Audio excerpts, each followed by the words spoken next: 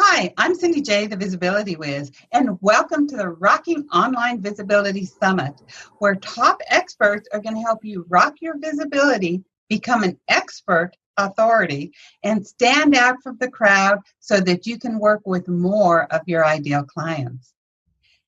Today, our guest is Kim O'Neill. She is a passionate, purpose-driven person who values freedom and expansion. She hosts the Every Day is a New Day show on BBS Radio and has often been known as a self-confidence and interview coach for youth, job seekers, helping professionals, spiritual entrepreneurs, and more. Kim is also an inspirational speaker, trainer, Amazon best-selling author, and a former crime analyst. She aims to remind people how amazing they already are. Welcome, Kim. It's a pleasure to have you. Thank you, Cindy. I'm really grateful to be here. To start with, I'd like to ask you, whenever you see other people and you work with your clients, what do you see as one of the biggest challenges they face in regards to online visibility? Online visibility. Well, I think a lot of people have, to me, it comes back to stuck energy. So that can show up in maybe they've got things in their past that they haven't released, and it shows up as I'm now too afraid to show myself on camera. Maybe it comes up as I need things to be perfect and having expectations of how things need to be, and therefore they're never ready, and so they never put things out there in that way. And so to me, that's stuck energy. That's not quite living within the flow, and that tends to slow people down a lot. So if somebody's energy is stuck, what are some techniques to even unstick their energy? There's so many things, so many things. I know you know that. So for a lot of people, if it's, I think a lot of people aren't aware how past experiences in their life, traumas, frustrations, how when we don't take the time to resolve those things, to work through those things, to maybe forgive people in our past, how that doesn't only influence that relationship. It shows up in other areas of our life. So that's just one simple area. Anybody who's ever hurt you or, upset you, taking time to forgive them, to resolve whatever that situation, however unrelated it may seem to what you're currently working on, that is going to contribute to more flow. Just going back to the expectations of something. When we tend to, the reason why I speak about perfectionism is because I'm speaking from experience. I tend to set the bar really high for myself. And that's awesome. There's nothing wrong with that. But what is key is for me to be aware of, what have I just done though? Where is that bar? Where am I now? And am I allowing myself to fall into a place of feeling like I'm not good enough as I am right now? And for many years, I didn't realize I was doing that. But by falling into that trap of, I'm not good enough, I'm not ready, I don't have enough value to share right now with where I am, because I haven't yet met that invisible mark of this is what is considered good enough, then that's also going to be stuck energy, because I'm constantly reaching for something that maybe doesn't even quite exist. And that I'm not good enough. So many people really struggle with I'm not good enough, and especially women. And I believe wholeheartedly that women struggle so much more because for eons of years, we were supposed to be subservient. And really, it was just recently that we started breaking out of this cycle, but it's being passed down from our mothers and our grandmothers and our great-grandmothers. So we're still stuck in this thinking that we have to be a certain way in order to be a good person or to be a good woman or to be a good, even to be a good coach, to be a good business owners. And so therefore, we put more on ourselves thinking everything has to be perfect. So whenever somebody thinks that that they need to be perfect, how is this really destroying their whole flow? I want you to talk more, because it's your expertise is the perfection. And I love this part of it and how it destroys your confidence trying to be perfect and how it drags you down and drains your energy. And you're really wasting more time and money and energy trying to be perfect. That's essentially it. The reason we're done. Yeah, I'm just kidding. Yeah, but, I mean, but that's just it. Continually striving for perfection.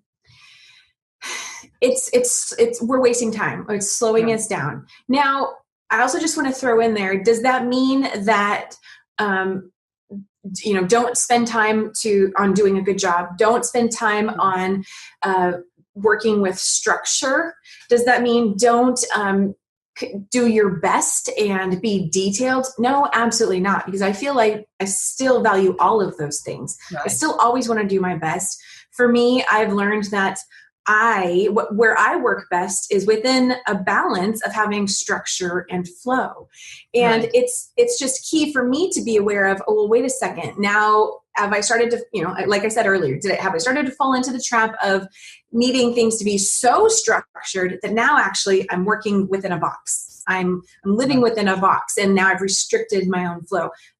We don't want that. But I think for me, the reason why for so long I didn't realize that I had fallen into that I'm not good enough trap is because certainly I've compared myself to other people. So many of us do, but I want to make it. Right. Well, I just want to make a distinction that you can be comparing yourself to other people, or you can just be comparing yourself to whatever your vision is for yourself. And if we forget that we are works in progress and that we are always going to have something more that we're working towards, if we're waiting for us to be at that place where we've reached everything, well, then that would essentially mean that we're no longer here. We're no longer alive. As long as we're alive, there's going to be more to work towards. Two things that I want to tap on. First is you were talking about struggling or always wanting to have something right. Now, whenever I've asked people in the past about online visibility, I go, why aren't you more visible? There's always two statements. They either say, I'm afraid, I'm afraid to show myself because I don't want to be rejected and blah, blah, blah. Or they say, I'm overwhelmed. I don't know where to start. And so whenever I start prying them on the I'm overwhelmed, I don't know where to start, a lot of times it comes down to fear of making a mistake. I don't want to waste time on the wrong strategy. If my clients aren't on Facebook, I don't want to go on Facebook. If my clients aren't on Pinterest, I don't want to go there. So I'm just not going to do anything because I don't want to waste my time. And to me, that's a perfectionism. Would you agree? Absolutely. Mentality. Yeah. And so what would you say to these people? Well, so to me, that's coming from a very head-oriented space. People who are thinking a lot and they're thinking about all the different things, whatever it is that they want to accomplish, they probably know a lot. They have a lot that they could offer, right? And so they're thinking about all of these different things and allowing that to consume the whole picture that gets in the way. So this is actually why I know we haven't even gotten to this, but one of my free offers that I give to people is a guided meditation called Get Grounded and Regain Inner Peace, because it can be such a trap to get caught up in that headspace. And we got to remember to bring it back down, because what I've learned, and I didn't know this for so long, is that it's really our heart that informs our brain.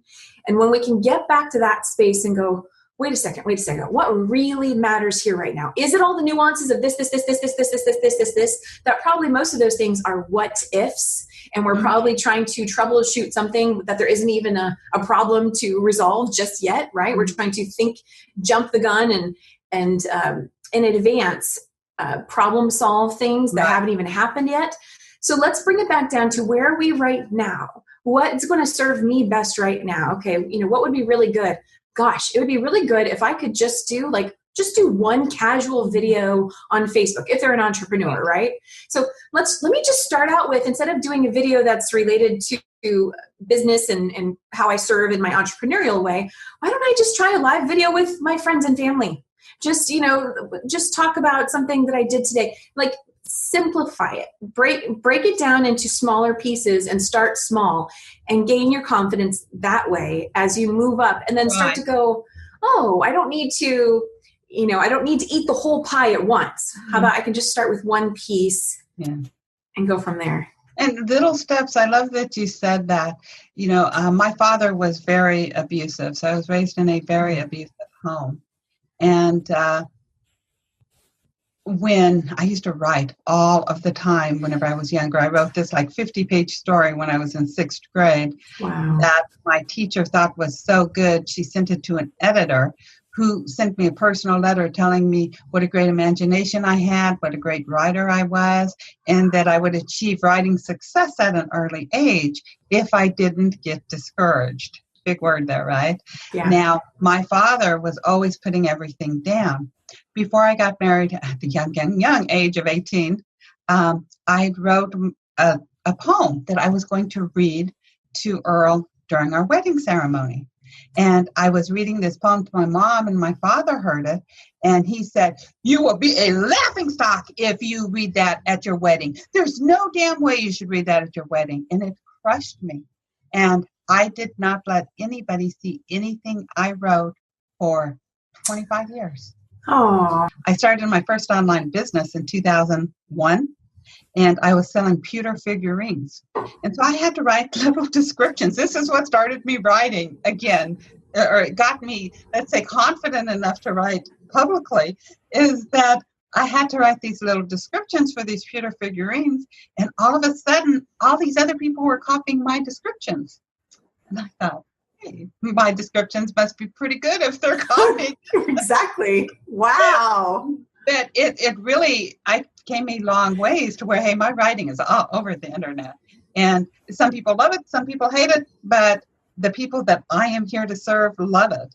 And even whenever you say starting small, and what brought me to that was that these little descriptions of pewter figurines is what got me confident enough to start writing bigger articles and newsletters and move up from there. I love that. Well, and what that highlights on too is also how much of an impact those that we really care about can have on our own self-confidence. Right. I think a lot of entrepreneurs have, maybe not all, but a lot of entrepreneurs that I've met anyway have realized this along the way. The more they start to, live their passion and be of service in a way that is really unique to them, these fears and anxieties about how other people in their life that already exist, people that they care about, might perceive them. And do they support you or not? And it can be something that also really slows people down. It was something that really got in my way for a while. And I had to, this is where the whole connection to your why comes back. Why are you doing what you do? For me, I've just always felt like I can't not give and support and serve in a way that I feel like I'm really contributing and being of service. And so the times when I've had things get in my way where, oh my gosh, I feel like, all these people that I care about don't actually really care about me, or they aren't supporting me, even though I support them. I just have to go, okay, where's my focus? Because is it about them? No, it's not. It's about what you just said. It's about who I'm here to serve. And taking time to actually really deliberately shift that focus and say, look, it's okay. Those people, I still love and care about them. I'm going to allow them to be where they are. And, I can't control what their thoughts are. I'm not supposed to be concerned with what they think anyway, right? Exactly. That's a hard lesson. But whenever you get it, there's a quote, other people's opinion is none of my business. And exactly. Yes. Really, really get that. It's like you're free. Something just opens up and you're free because you really allow other people to have their opinion. And that's why I think perfectionism really holds so many people back from really growing this awesome business. I have these affirmations from John Assaraf. I've had them forever. But there's this one that I just absolutely love. It says, you have all of the resources you need right this moment to make a masterpiece out of your life. And I just think that's so awesome. So regardless where you are, you have the resources and the know-how. And that perfectionism, thinking you have to be perfected, liked, to be respected, to make money, to put an article out there. Some people will write an article and then rewrite it 20 times. Yes. Yes. Being good enough is it's one of the reasons why I sort of, even when I teach my people that want to spend hundreds or thousands of dollars on SEO, I'm like, you write an article you write a blog post, and you set it up for SEO, and then you forget about it. But these SEO experts, they have you constantly tracking them and changing it to stay above Google. And to me, that's perfectionism. That's like, I'm not going to sit there and track that much and watch it, because I honestly believe whoever's supposed to see it is going to see it, and whoever it's supposed to resonate with is going to resonate with. Well, and something like that too. So for instance, like I know that SEO is not my expertise, but the trap could be for me to say, oh, I need to figure this out too. And I didn't need to be on top of this. And I need to keep trying to figure it out. So I could do that. I could continue to think that I need to keep trying to figure it out and waste my time in that way. Or I could say, I'm going to release this and not worry about it. Or I could say, you know what, let me hire someone else whose expertise it is. And I can allow them to do it. So that way you're still receiving the benefit, but you're not exerting yourself in a way that is not really part of who you are and where your strengths lie. Exactly. And a lot of entrepreneurs too, in being perfect, they want to know everything before they get started. And so what would you say to them? So first off, I don't know if I already said this at the beginning. I consider myself a recovering perfectionist because yes, I've fallen into all these traps before and I know better. It's to catch myself now, but there are times when it still happens and I have to forgive myself. So falling into the trap of collecting information and collecting data. And again, I don't want to say that that's not a good thing. It certainly serves a purpose, but it's on the individual to be able to be mindful of, wait a second, do I already have enough here to get started or to accomplish what my initial goal was? And am I just now like wasting time? Am I just now, is this my form of self-sabotage?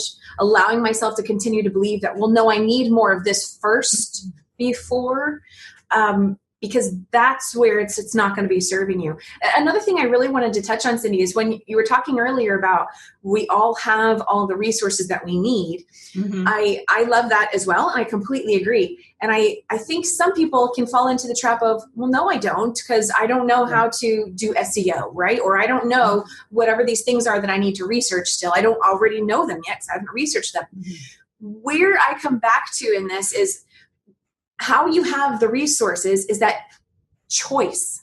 That is a resource. Look at the choice as a resource itself and go, wait a second. Okay, do I want to continue to focus on what I don't know? Or do I want to choose to start to focus on what I do know, what I do have? Because that right there, that's a resource. You can choose to focus your attention in different directions. And when we do that, this goes back to earlier about how you're talking about women and how we fall into comparing ourselves to others and then thinking that we're not good enough. Whether, if you're focusing on, well, someone else has done this and this and this and this, and I haven't yet, that again is looking outside yourself and choosing to think that someone else is better than you just because of what they've accomplished. Versus we could choose to look at that and say, oh, that's what's possible for me too. That's when we remember that everybody has the insecurities. And if I'm sitting there saying, oh my gosh, I'm not as good as Kim. Kim is just so good about law of attraction and teaching people interview skills. I could never do that. Then I am disowning my strengths, and we're each given our own strengths for a reason. Really, the best way to become the best version of you is to look at your strengths and improve your strengths. Because there's this cup overfloweth effect. When you emphasize your strengths and focus on that, I find your weaknesses start to soften and actually, maybe not every one, but you're going to start to see improvement in some of those areas, or start to not even care as much and realize that that wasn't even relevant in the first place, maybe. So that's it. And knowing that whenever you really need something, the old saying, whenever the student's ready, the teacher will come. Yes. And because everything is on the internet, we think we have to know all these things, as I said earlier, for visibility. And I mean, I'm doing this summit for people to really make a choice. I want them to see what's out there and to be able to decide, this is for me. This is one of my strengths. I can work with this aspect. But this over here isn't for me, so I'm not going to work with this aspect. Because that lets go of the perfection mentality that you have to know everything. When we let perfectionism get in the way, it's assuming that we know everything. We aren't meant to know everything. We're never going to know everything. Just like you said, we each have different strengths. And so by remembering that, oh, that's right, there are other people who can actually help me, then, and being open to, sure, I may know 10 million things, but there's still 10 million other things I don't know. And being open to that, not seeing that as a weakness or as a flaw, but going, oh, okay, well then how can I leverage, of course, my own strengths, but also connect with others so that we can support each other. So everybody, needs to do that. So you being the perfectionist expert, I love the sound of that. You are the perfectionist expert. Oh gosh. The recovering perfectionist, and I know that you help people let go of that, because I do believe that's one of the hugest things that keep people away, is because they think it has to be perfect. They think they have to be perfect more, because they think that something's going to be fatal. So it's definitely knowing nothing is going to be fatal, because the only person that cares as much as you do is you. So what are three tips that you would give somebody to stop being a perfectionist, to start letting go? So I think meditation is, here's the thing. So let's go back to, I think that for a lot of people, it's you get into a headspace and you're just sort of stuck and swirling there. And we need to quiet that down. So to me, meditation is number one, because that's going to be a way to calm that down, go within and connect there. Number two, what some perfectionists do with meditation is, oh my God, I can't quiet my mind. I keep having all these thoughts, and so I'm not meditating right, so I'm not going to do it. What are you going to do? And so, yes, that's very common. This is where a coach can help if you need one. Otherwise, take my words, and I'm sure I bet you would say the same thing. You just keep going. You keep practicing. So I was in that place too. When I first started, I didn't have a coach, and I had so much going on in my head, lots of anxiety. It was a mess. And I thought, okay, let me do this thing that they say is supposed to help. I'm supposed to meditate. So I had gotten a guided meditation CD, and I tried a few because one didn't work so much for me, but another did. And that was a really great way for me to start, because then I've got someone else walking me through a visualization or a process. And so it allowed me to be able to focus on what they're telling me to do rather than my mind going in different directions. But even if your mind, or when your mind goes in different directions, then you just be easy on yourself and you say, oh, okay, that's okay. We're going to let that go right now. And you just bring the attention back to where you were. And if you have to do that 50 million times during the entire meditation, then so be it. But the more that you practice, the fewer and fewer times it's going to happen, and you'll start to see that difference. So stick with it. It'll improve. So the first one, meditation. And then also actively do some written exercises on focusing on what your strengths are. Start to journal more. I'm a huge list maker, lists of so many different things. But I am just start a list maker, so it's like, okay, lists would drive me nuts. So because I tried to be perfect with the list, so I stopped making lists. And you know what? And that's fine too. Then, so it's about being aware of who you are, which is kind of where I was coming from with looking at your strengths. You want to look at who are you, and really, really own that, and start to appreciate that and celebrate that. So you're bringing the focus back to how amazing you already are. Because if you're constantly focused on this perfectionism that you think you haven't attained yet, then you're focused on what you are not, or what you think you are not. And you're going to continue to feel this separation and a distance of you're here and where you need to get is over here, when really this may not even really exist. This is what you have. So focus on this. And one way you can do that is start to look at your strengths and journal things that are coming up for you. Right. So those are two ways. A third way, I think it's all about being in the flow. So for me, it's interesting. I tend to say that I bridge the gap between head and heart. And it's so interesting. I'm going to share this with you because I just literally realized this today.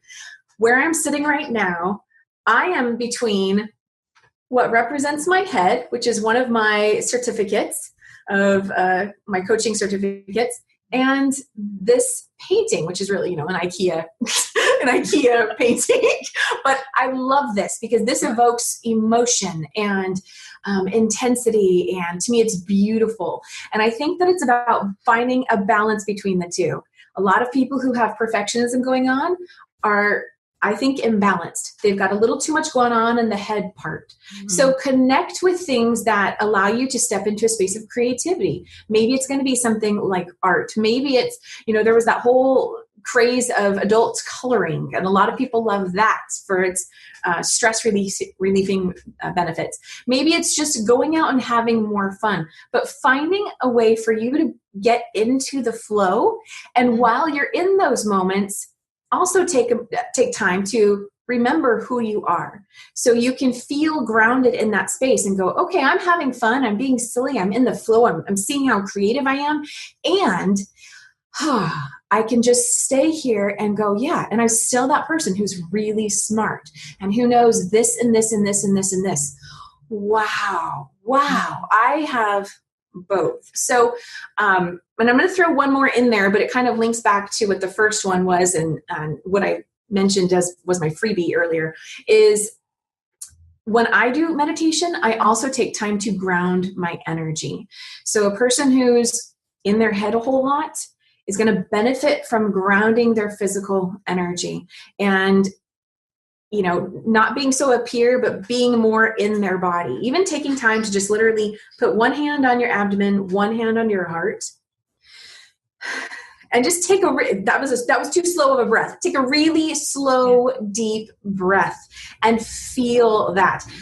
And I got to be honest, I think there was a time years ago I didn't understand how important and impactful that was.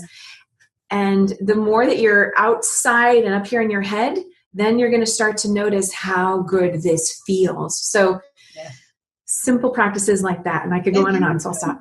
Even doing that and just stepping through it. A lot of people say, do one thing you're afraid of every day. And basically that, we're afraid of doing something always. And regardless what you're afraid of doing it because you somehow think that it's going to make you unloved. It's going to make somebody reject you. There's always some fatalistic belief in there that is never true. Right. Because anytime if you ask yourself, if my daughter, my husband, my wife, my mother, my father, my best friend did this, what would I think? And it would be a whole different thing. Oh, absolutely. Right. Yeah. And I had a client once and I told her, because she's really struggling with perfectionism, and her husband played the game with her. And it was always because I'm so perfect, because God made me so perfect. I am not supposed to make a mistake. And so I just had her say this over and over again because it's so silly, really and truly, whenever you dig that deep, that none of us are that perfect. No. But we expect, it's sort of with comparing ourselves. We want to elevate ourselves to this extent, but we are supposed to be perfect. It's okay, Kim's not perfect. And I love Kim exactly the way she is, but by God, Cindy has to be perfect. I have to write perfect, my grammar, and if I make a mistake, it's in the world. And that's the way our thoughts go, and maybe not even consciously, which make us want to be perfect so badly. I think it's a reframing. This is another approach to it. It's a reframing of what perfection really looks like, because we could actually say that I'm already perfect as I am. Cindy's already perfect as she is. Everyone is already perfect as they are. But we tend to adopt this other vision of what perfection is supposed to look like. And that's where we start to be disconnected and be attaining something that doesn't truly exist. And all that is the beliefs that we have. And so whenever you start being aware of what your thoughts are, connecting your head to your heart, but being aware of these thoughts and saying, is this really true? Yes, I love that. Yeah. Asking, is this true? Is this really true? Is this my truth? And yeah, going from that place. And that also goes back to beliefs of what we're attached to. And so we can choose, okay, wait, is that belief serving me, or is that kind of blocking me into a corner? Well, what other belief can I start to believe, connect with? And these is what is sticking your energy. At the very beginning of the call, you was talking about your energy stuck. Yes. And that's what is keeping your energy stuck, is all these beliefs. And that's why you're always striving to be perfect, because you somehow feel you're going to be less. You would agree? I would agree. Absolutely. Yes. So I could talk to you forever about that. So first I'm going to have you share the gift that you've shared a couple times, but hey, got to go and grab it right now. The gift that you have for our community. And then I'd love for you to share some parting words about perfectionism and people moving forward. Absolutely. Yes. And I don't typically share, the end stuff in the middle, but it was just very fitting for what we're talking about today. So I have a 13-minute guided meditation. There's a 1-minute intro there, but a 13-minute guided meditation with some really nice soothing background music called Get Grounded and Regain Inner Peace. And they can find a link to that on my website, KimO'NeillCoaching.com. And it's really a great way to release the overwhelm and calm everything, get back into your body so that you can shine as your true authentic self and feel confident with how amazing you already are. And the benefits are, again, to quiet the mind, to get back into the present moment, and to feel more confident, because when we get out of our heads, it's a lot easier to feel more confident. Yeah, I love that, it's getting grounded, like you said, in your head. So you want to get out of your head and connect to your body. A lot of us are in our head so much we're out of our body. I had read this book about somebody who was like, who would just concentrate on really focusing on what her body feels like. I mean, it's amazing to do this because it helps ground you too. I don't know if your meditation really goes with that. Really allow yourself to feel, because this is where all the energy and all the beliefs and all the old trauma is stuck. And so once you allow it to flow, that it's going to go in the inner peace. One thing that I always share about inner peace isn't a state where everything is great. Inner peace is a state of calm amidst the chaos. Yes, absolutely. I agree. And so whenever you ground into your inner peace, this is going to give you the ability to be more confident and go out there and be visible and really connect to the people you're here to serve.